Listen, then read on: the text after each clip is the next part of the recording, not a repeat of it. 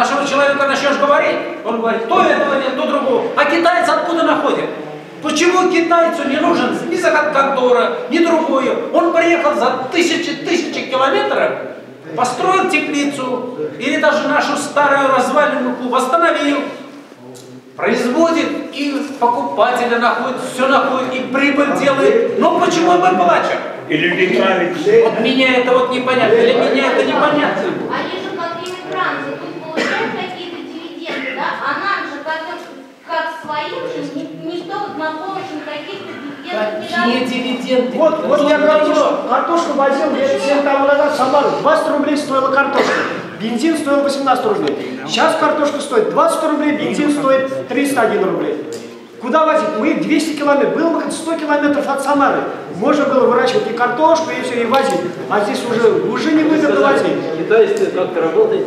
Он же не здесь работает, он в Горском работает, где он в город близко. Согласен, согласен. А теперь вопрос.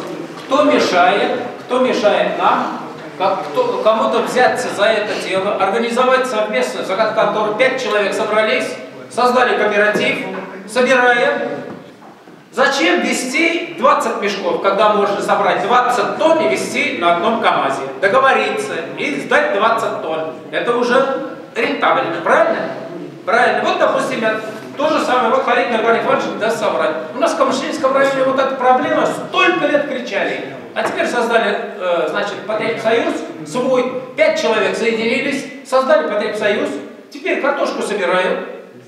Эту же картошку сдают и в столовые, и так далее, и другие места, и школы, и так далее. И вопрос решения. Тоже скандал был, гигантский скандал. Вот нет загадконтора, нет этого. Просто инициативный человек взялся, организовал. Можем это сделать. Есть инициативные люди. Конечно, есть. Если где-то что-то кто-то подскажет, как-то что-то сделать, значит, конечно, есть тут молодежь, которая хочет заняться этим. Правильно. Есть молодежь, которая хочет заняться. Правильно. Вот у меня вопрос. Не то, что вопрос, например, мы производим молоко, там, сметану, это я со своей стороны говорю. Вот мы ездим в Нурлат. В Нурлате говорят, там и места не дают, если даже дают, эти соседние деревни говорят, почему из Челновершинского района приезжают, нам места нету, вот как будто разделяют. Ладно, мы там как цыгане, там, тут, это. Вот смысл, в чем сельчан не выделяет место. Ну, я поеду в Челновершину. И вот я ездил там раз 3. Там вот перед рынком чуть-чуть место есть. Там кто семена, там если с 5 часов, с 4, я с 4 там не поеду. Вот там это смысл, нету внимания сельчан, это все отвергают. Но так, вот в Самару поедешь, например, я как-то с Лусями ездил, там место для этих, кто с сел приезжает. Ну, там даже, вот где я там торговал, за место деньги не берут. Пусть берут, зато они приезжают спокойно, вот, там с Мочалеевки, это уже они гарантированно продают. А у нас вот нету такого, что поехать, там все уже куплено, уже занято место, нету такого. Места нет. Да, места нет. Чему такое отношение? Вот замглавный ответит на этот вопрос, ваш вопрос. А вот что касается, давайте так. Если есть вопросы по формированию кооперативных движений и других вопросов, давайте мы всю эту работу с вами договариваемся таким путем. Сегодня в Кошкинском районе работает, значит, Райпотребсоюз. У вас есть свой Райпотребсоюз? У нас есть сельхоз, но они вот закупками сельхозпродуктов не занимаются, да? Не занимаются, несмотря на то, что мы давили, предлагали, тем более очень сильные программы были по поддержке вот этой вот сельскохозяйственной кооперации. Да. Тем более есть примеры очень успешного развития этой кооперации в соседнем, в Шанталинском районе, в Кошкинском районе. В Высоглинском действительно, как уважаемый депутат говорит, что люди занимаются закупками, закупками, там, хранением, перепродажей вот этой сельхозпродукции и большую пользу приносят своим жителям своего района. И сами живут, и очень неплохо. Если уж не Мерседесы, то уж приличные машинки имеют, и детей учат, и живут там, и так далее, и так далее. И более того, что мы нуждаемся в таких людях, которые бы занимались заготовкой, там, скупали бы это молоко, охлаждали бы их, там, сдавали там, на молокозаводы. Это же ведь влияет также, и вот эти закупки влияют на показатели нашего района. Чем больше мы закупаем у вас, вернее, тем больше вы продаете это молоко, тем больше мы получаем денег по инициативе губернатора. Сейчас стимулирующие выплаты. Вот здесь уважаемый депутат говорит, что невозможно, там недостаточно влияния, но с приходом Николая Ивановича Пушкина больше внимания выделяется нашему и сельскому хозяйству в том числе. Вы же заметили, что сейчас у нас больше лампочек горит, там, с освещением, там, больше дорог отсыпается в наших поселениях. И это во многом идет за счет получения стимулирующих выплат. Но мы сейчас от темы вообще ушли. И вот, уважаемый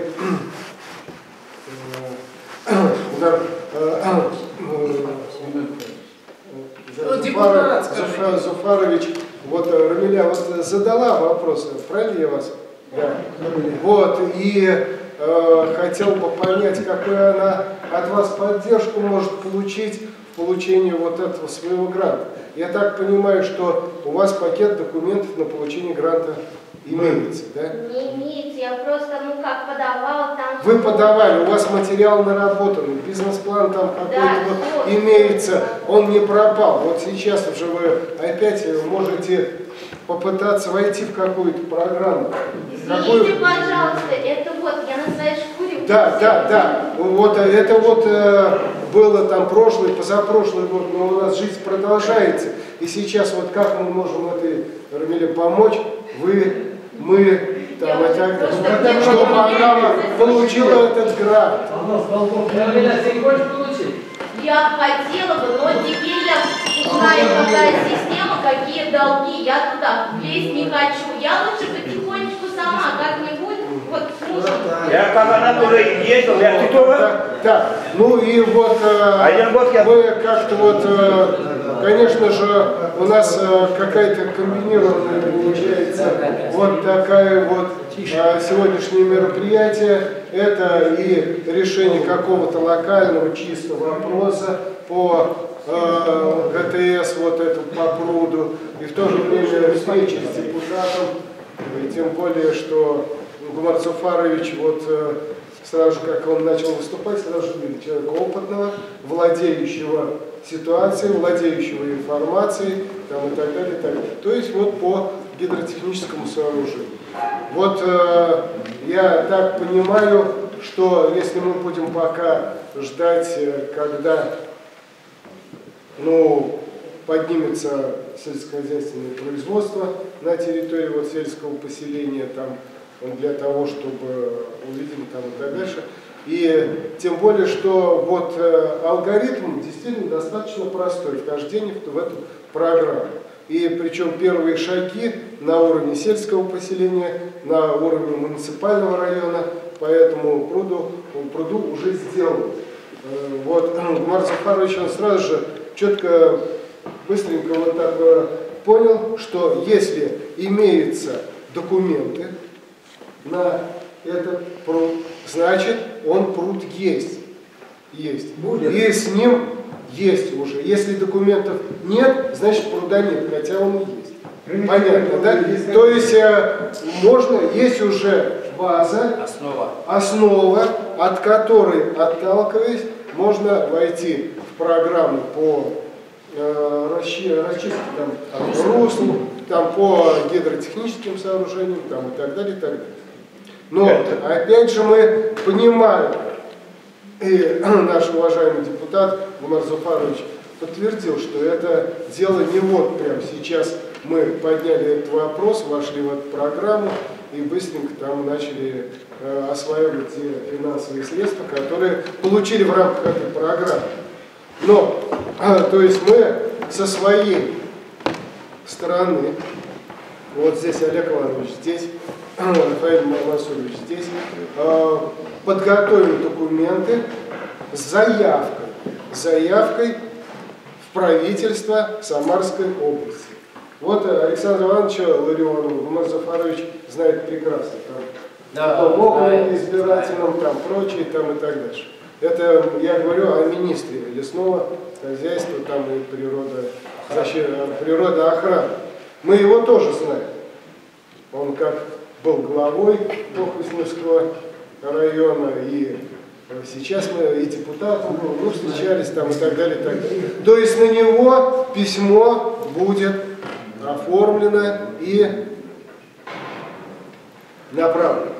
Но опять здесь встает вопрос о том, что письмо само, оно не пойдет. Письму этому нужно делать ноги.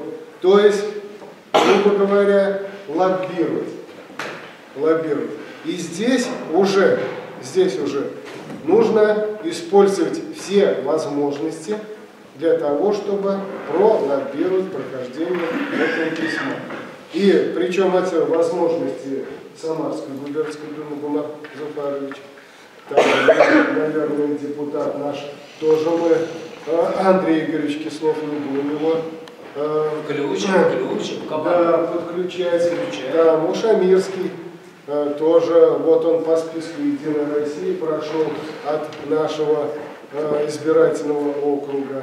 Ну и, конечно же, та инициативная группа, которая вот сейчас нас собрала в этом зале, тоже свои возможности для лоббирования должна включить.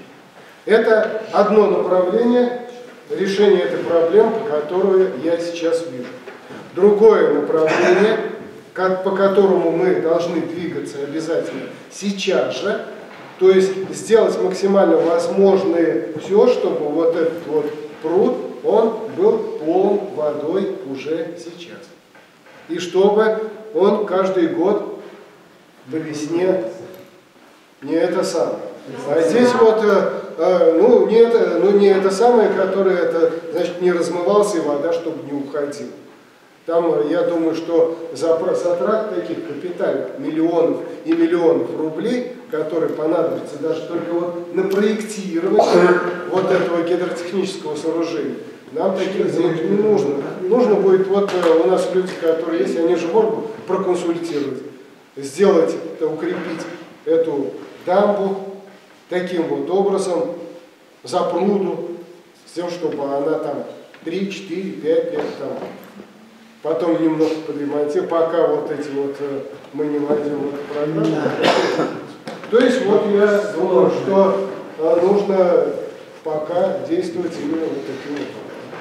Но то, что вот зависит от района, то, что зависит от сельского поселения, уже это по нашей инициативе, по инициативе районных властей, по инициативе министерства вот этого лесного, эти гидротехнические так называемые сооружения, ну как можно назвать, вот, они заканчиваются уже на стадии оформления. То есть они есть, и у нас есть основа, база для того, чтобы по этой теме работать.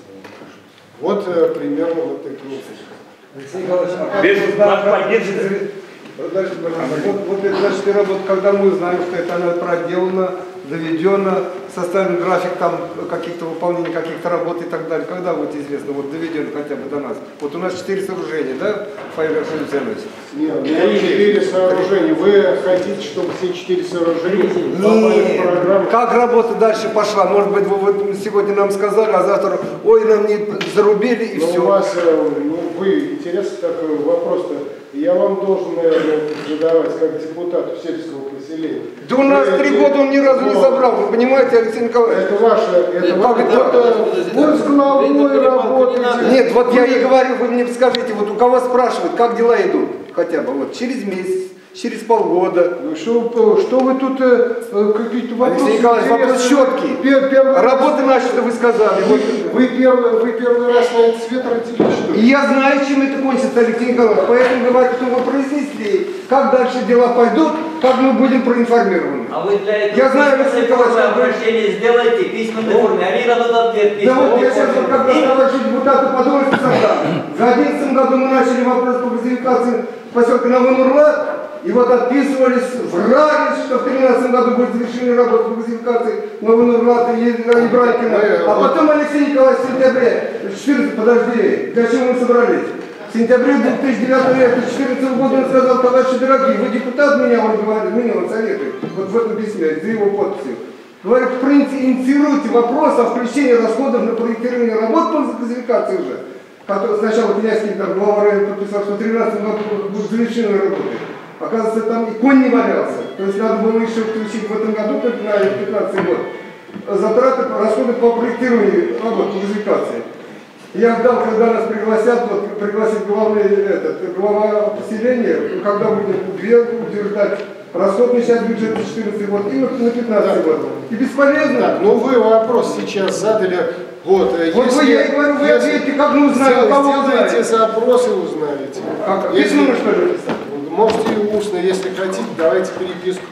Внутри района. Вот прошли мы этого, ферму подряд работали мы.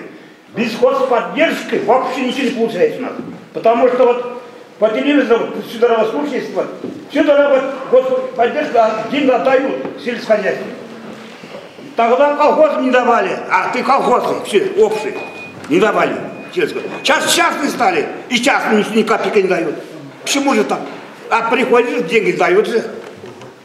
Сельскохозяйство вот сейчас вообще ни копейки не получали мы. Вообще нет. Почему же так-то? Я не понимаю вопрос. Как вы не понимаете? Вот, по телевизору вот все сельскохозяйственные деньги отдают. Почему? Отдают. Почему? Район приходит. А в деревне почему не приходит вообще? В деревне нет же.